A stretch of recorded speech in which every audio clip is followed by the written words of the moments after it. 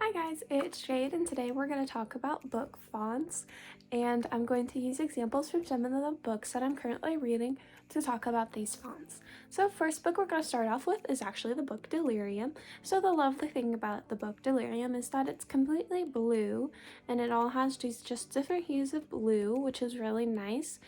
And the good thing about the font that they did is that they didn't make the font just completely black. So one issue that you do often see with people when they're choosing their font type, font color, is that it's boring font type and it's just a boring color. So something that this book did really well is that they made the book this contrasting colors of blue and then this contrast with the gold. So the gold itself actually is very effective in drawing your eyes to the title of the book. And also with the book cover, they did a very good job at just making it simple and allowing the story to do work for itself. Another book type that we're going to move on to is a book called Want.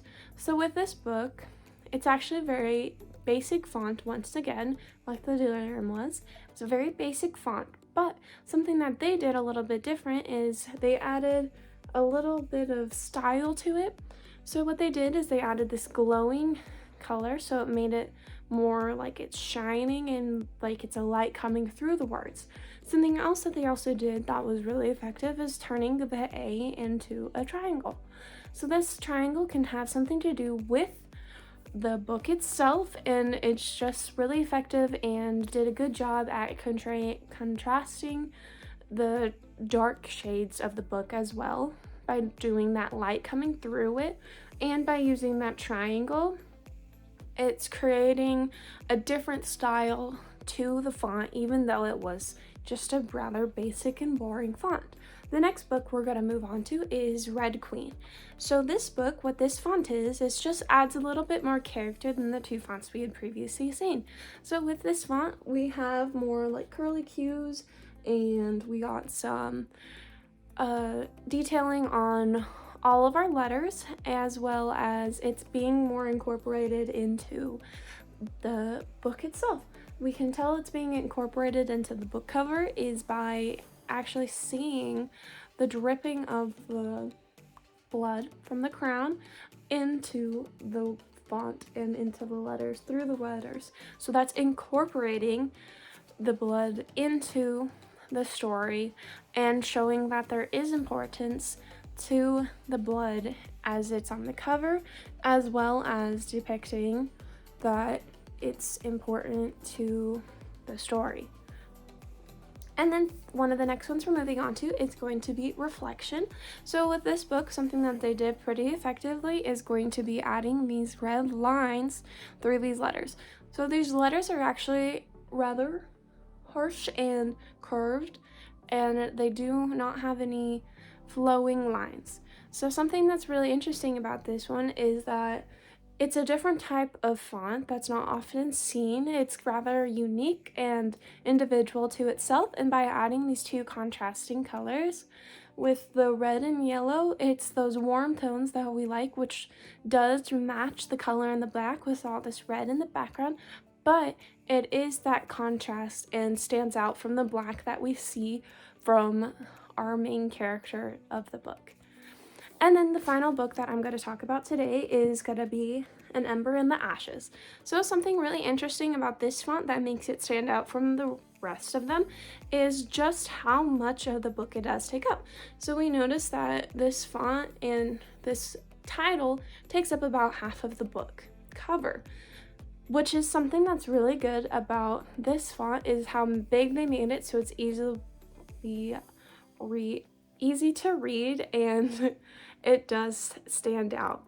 And something else that's really interesting about it is that they did this gold color. This gold is a really good color for your book covers since it does tend to pop against any darker colors, and it gives the sort of royal feeling to your book.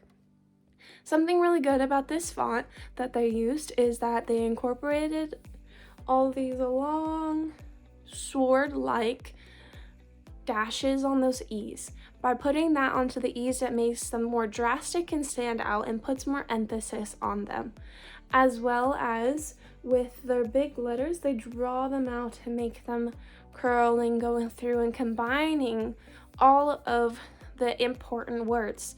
So Ember, ashes are the two big words that you really want to be focusing on, and that this font does a good job of doing that. So something interesting that she did with this font is and, in the, those three rather not crucial words are actually going to be in a different font than Ember, ashes, which was really good and effective and was a good choice on her part in choosing to use two different types of fonts. So the reason why I chose these stories to go over and their fonts and their covers really is just to more effectively determine what a good font is to use.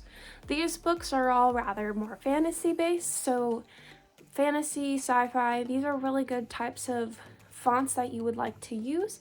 It's also helpful to be creative with the fonts that you use on your book cover.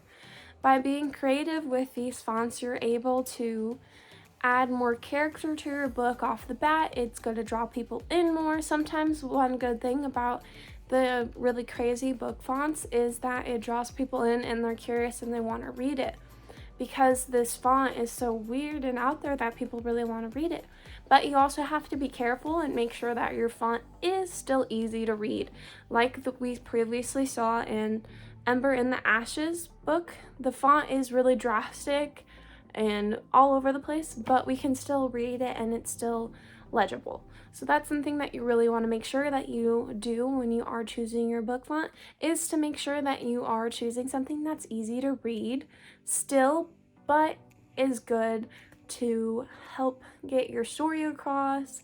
Just make sure that when you are creating your book covers and you finally get to that point and you're choosing the font for your cover, that you put some thought into it. And it's really important to think about every aspect of your book, because they are really important to you and you want them to be really important to other people.